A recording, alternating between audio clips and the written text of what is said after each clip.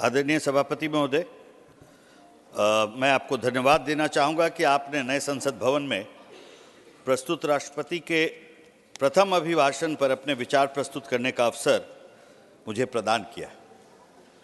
सभापति महोदय, आज भले ही हम नए संसद भवन में प्रवेश कर चुके हो, परंतु पुराने सदन की एक स्मृति संस्कृत के एक श्लोक के माध्यम से आपके समक्ष प्रस्तुत करना चाहूँगा।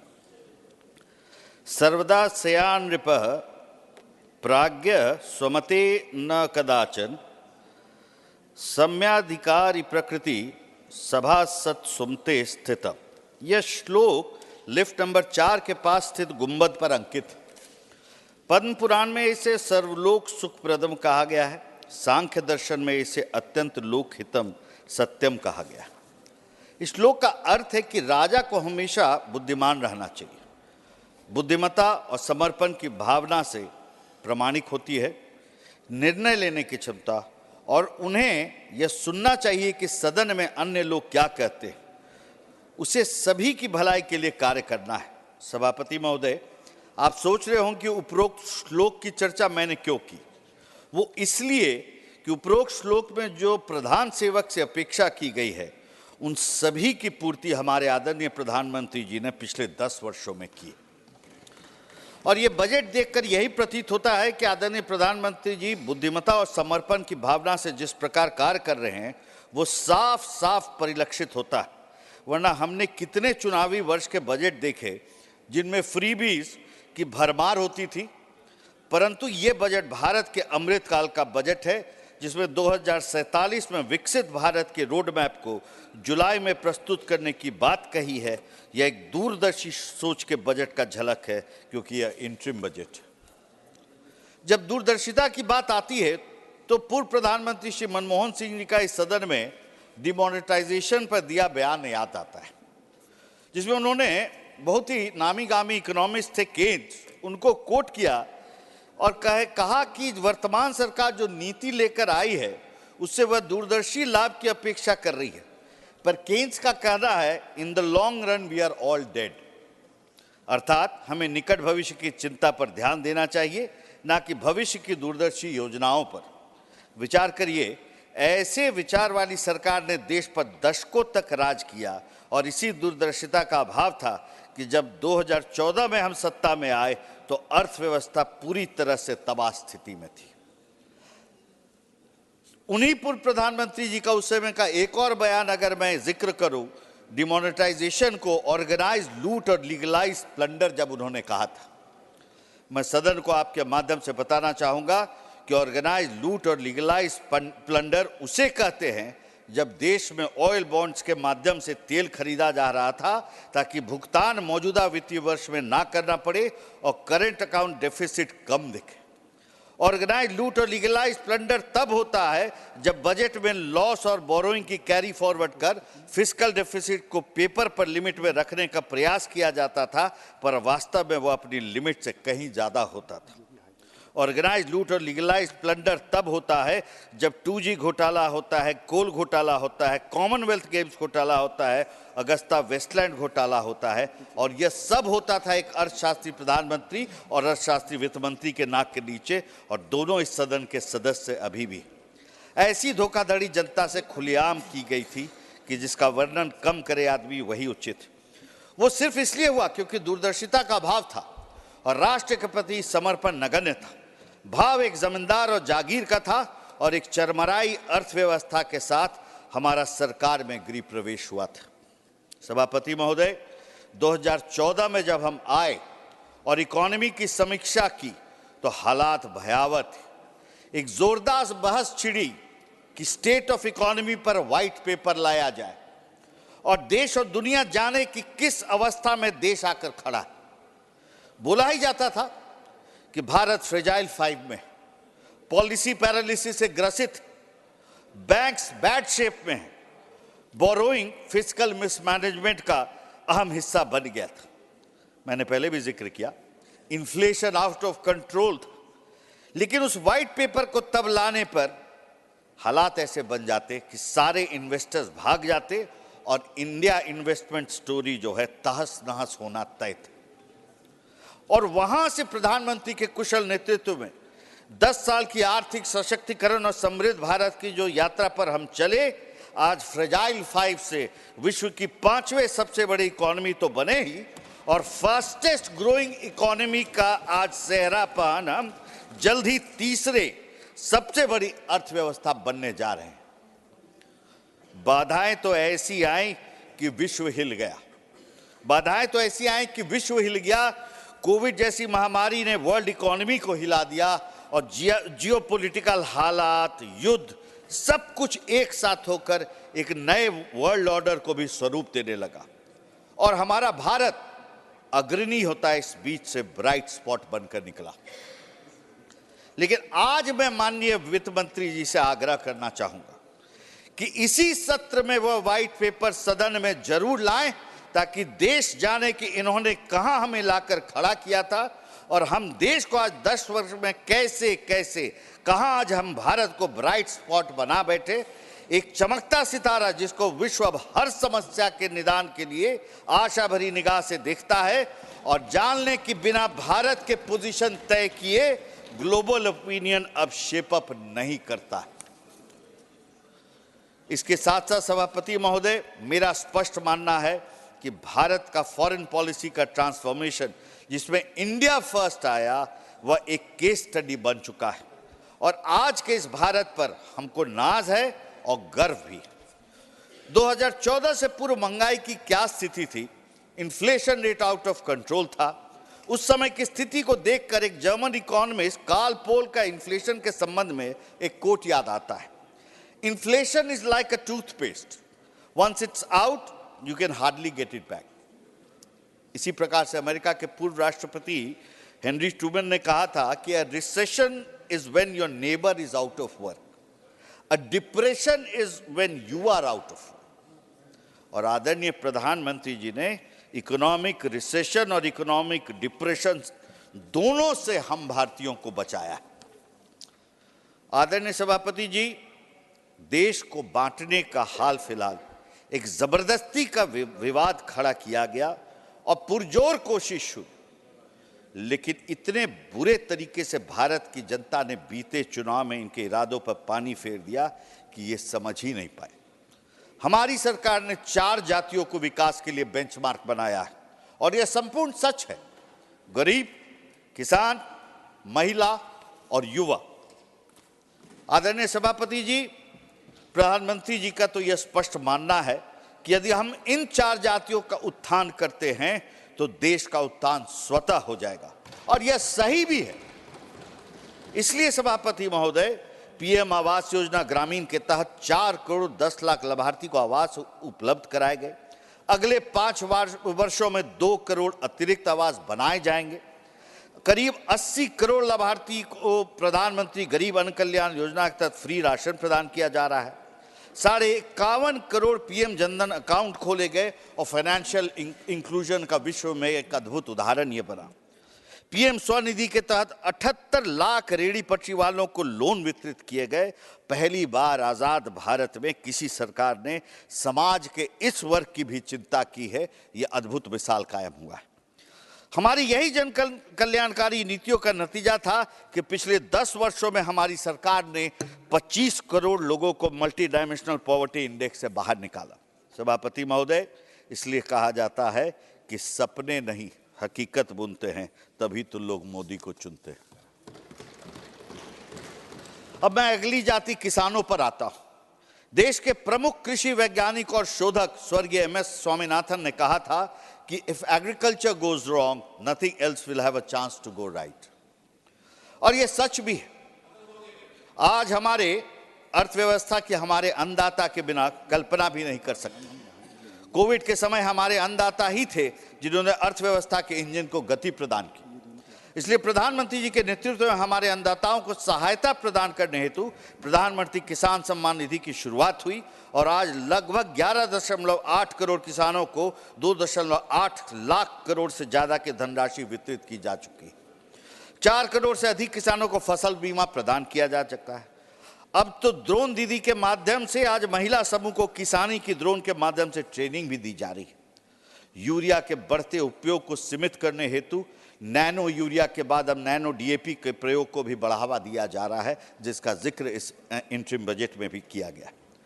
आदरणीय सभापति महोदय, मैं जिस प्रदेश से आता हूं, वहां जल में आर्सेनिक की समस्या बहुत अधिक है और केवल बिहार ही नहीं, पश्चिम बंगाल, पूर्वी उत्तर प्रदेश में भी अब समस्या अति गंभीर है और इस योजना से करोड़ों लोगों को फायदा पहुंचने जा रहा है। सॉइल और ग्राउंड वाटर मैनेजमेंट और इंप्रूवमेंट की दिशा में एक ये बहुत बड़ा पहल है। आज 1361 मंडियों को ई नाम के तहत डिजिटल रूप में जोड़कर ऑनलाइन ट्रेडिंग की सुविधा भी शुरू कर दी गई है। आदरणीय सभापति महोदय, अब मैं अगली जाति महिला पर आना चाहूंगा। कौटिल्य ने कहा था कि न स्त्री रत्न समम रत्नम, अर्थात स्त्री के समान कोई रत्न नहीं। महिलाओं का सर्वांगीण विकास हो, यह आदरणीय प्रधानमंत्री जी का लक्ष्य रहा है और उसी दिशा में यह सरकार निरंतर काम कर रही है। इसलिए पीएम मुद्रा योजना के तहत 25.86 लाख करोड़ रुपए 44.16 करोड़ लाभार्थियों को वितरित किए गए, जिसमें से 30 करोड़ लाभार्थी सिर्फ महिलाएं थी। आज 1 करोड़ महिलाओं को लखपति दीदी बनाया गया है और इस बजट के माध्यम से 3 करोड़ महिलाओं को लखपति दीदी बनाने का लक्ष्य तय हुआ है। हायर एजुकेशन में पिछले 10 वर्षों में फीमेल एनरोलमेंट में 28% की वृद्धि हुई। उसी प्रकार से महिला लेबर फोर्स पार्टिसिपेशन रेट आज 37% तक जा पहुंचा है। मैं माननीय वित्त मंत्री जी को धन्यवाद देना चाहूंगा कि आशा और आंगनवाड़ी वर्कर्स को आयुष्मान भारत के तहत कवर करने का जो घोषणा इस बजट में उन्होंने किया है, इससे इन फ्रंटलाइन वर्कर्स को एक बहुत ही बड़ा सुरक्षा कवच प्राप्त होगा और कोविड काल में गांव-गांव, कस्बे-कस्बे घुसकर जिस तरह से इन्होंने टीकाकरण कराया और देश को बचाया, यह उचित सम्मान देने वाला कदम। इसी संसद भवन ने महिला शक्ति वंदन अधिनियम पारित कर महिलाओं को समान भागीदारी दिलाने का ऐतिहासिक कदम भी उठाया। सभापति महोदय, मैं अब अगली जाति यानी युवा शक्ति की बात करना चाहूंगा। कहते हैं ना, Europe has aged, China is ageing, India is young. हमारी सरकार ने 1.4 करोड़ युवाओं को पिछले 10 वर्षों में स्किल ट्रेनिंग प्रदान की। 2014 में जहां 16 आईआईटी थे, वहीं आज 23 आईआईटी। 14 में जहां 7 एम्स थे, वहीं आज 22 एम्स हो चुके। 2014 में जहां 723 यूनिवर्सिटीज थी, वहीं आज 1113 नई यूनिवर्सिटीज।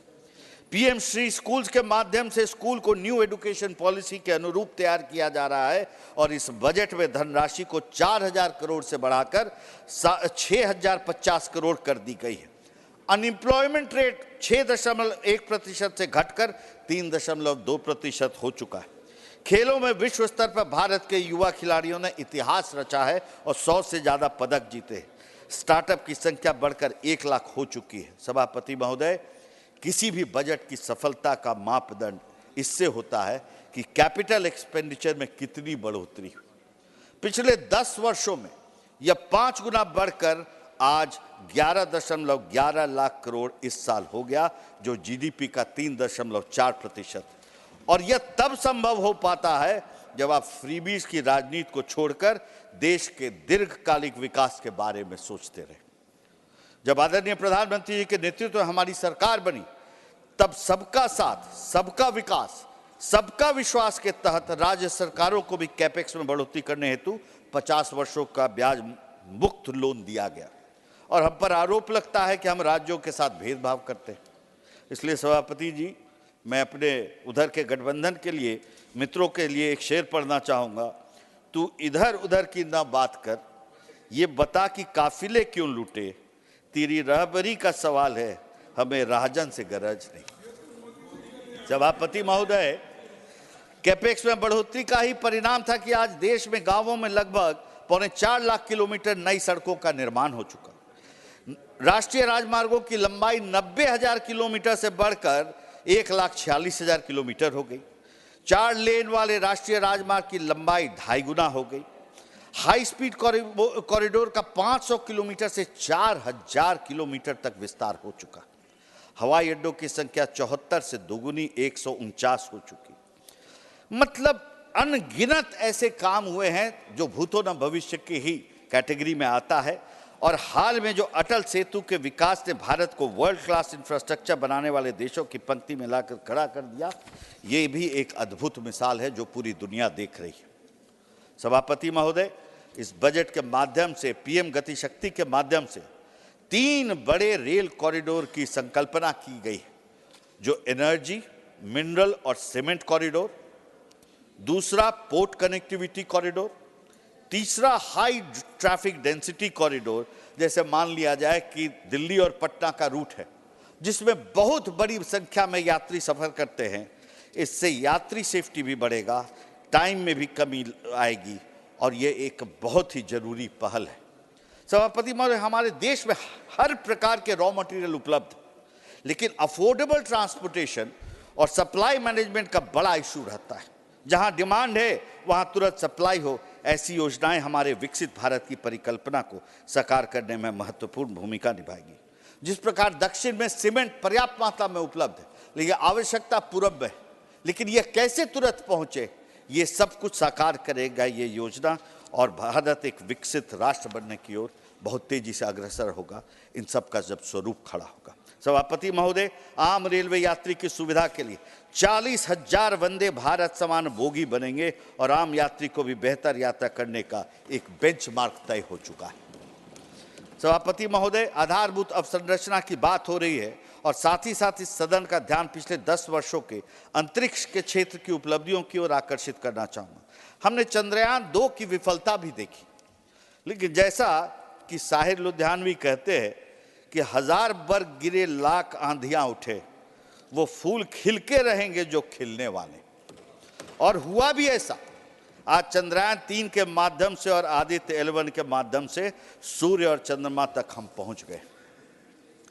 हमारे विपक्ष के जो साथी हैं वो जीएसटी का विरोध करते हैं। उन्हें मैं कहना चाहता हूं कि हाथ कंगन को आरसी क्या, पढ़े लिखे को फारसी क्या। अर्थात सारे प्रमाण आपके समक्ष हैं।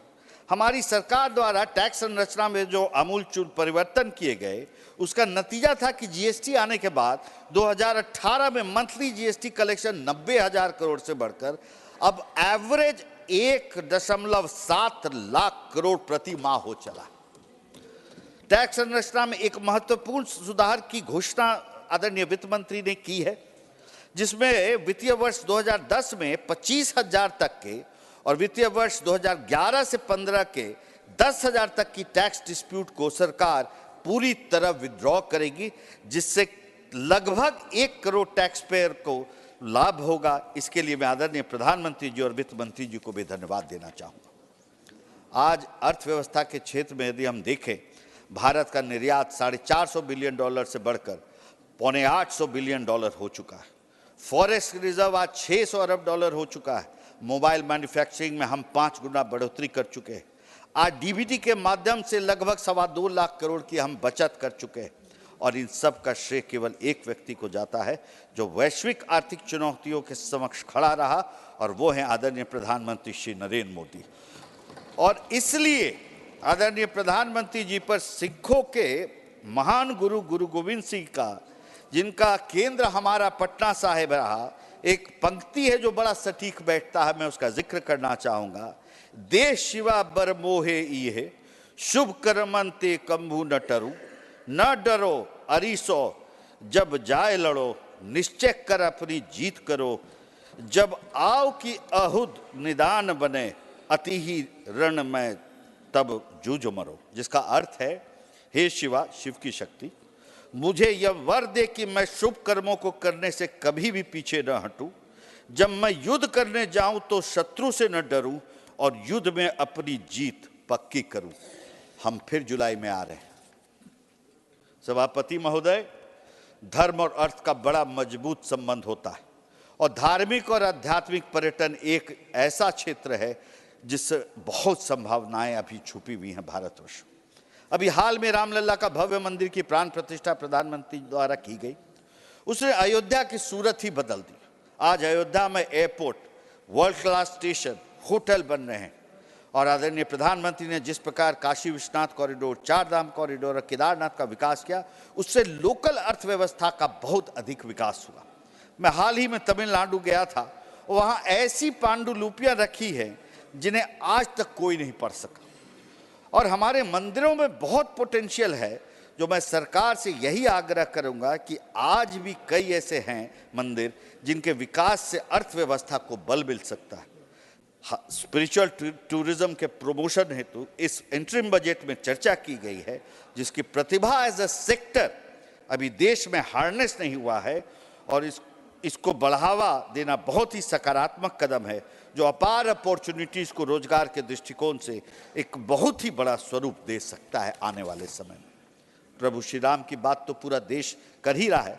प्रधानमंत्री जी ने प्राण प्रतिष्ठा के बाद जो नई सोलर पॉलिसी के तहत सौर ऊर्जा से जुड़ी अत्यधिक दूरदर्शी रूफटॉप सोलराइजेशन योजना का शुभारंभ किया, जिसमें 1 करोड़ उपभोक्ता 300 यूनिट बिजली मुफ्त में प्राप्त कर सकते हैं और सरकार को बिक्री भी कर सकते हैं। ये एक ऐतिहासिक कदम है, जो एक सूर्यवंशी के प्राण प्रतिष्ठा के बाद एक अद्भुत उस दिन की घोषणा रही। मैं आदरणीय प्रधानमंत्री जी का और माननीय वित्त मंत्री जी का आभार व्यक्त करता हूं कि इस इंटरिम बजट में एक अद्भुत घोषणा की है, पॉलिसी डिसीजन हुआ है कि इस बजट के तहत की गई कि भारत सरकार आने वाले समय में विकसित भारत के लक्ष्य की प्राप्ति हेतु पूर्वोत्तर क्षेत्र को केंद्र बिंदु बना के इंडिया का ग्रोथ स्टोरी तय करने जा रही है।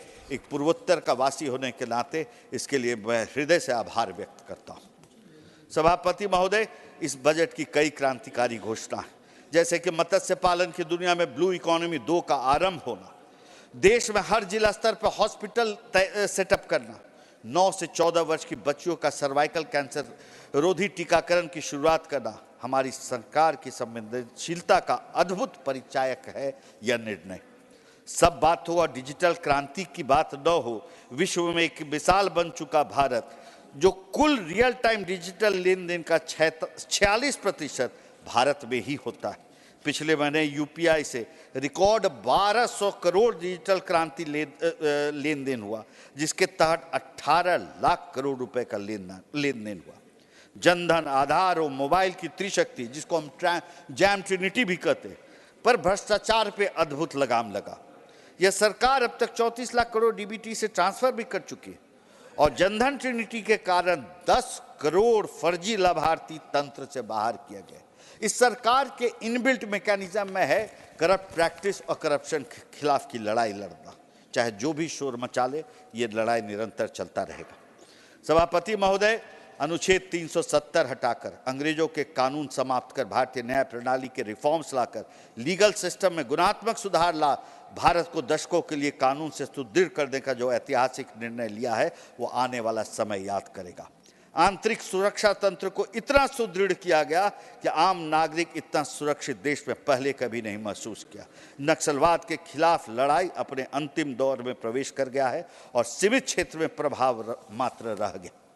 सभापति महोदय, जब हमारी सरकार बनी तब हमने सबका साथ सबका विकास मंत्र के साथ शुरुआत की है। आज हम इससे भी आगे बढ़कर सबका साथ सबका विकास सबका विश्वास की ओर अग्रसर है। जिस प्रकार जैम ट्रिनिटी ने इस देश के सामाजिक और आर्थिक क्षेत्र में आमूलचूल परिवर्तन किए, उसी प्रकार ट्रिनिटी ऑफ डेमोक्रेसी और डाइवर्सिटी के साथ सबके प्रयास द्वारा हम 2047 के विकसित भारत की ओर अग्रसर होने जा रहे हैं। अंत में मैं बशीर भद्र के शब्दों में आदरणीय प्रधानमंत्री जी के लिए यही कहना चाहूँगा, जिस दिन से चला हूँ मेरी मंजिल पर नज़र है, जिस दिन से चला हूँ मेरी मंजिल पर नज़र है, आँखों ने कभी मील का पत्थर नहीं देखा।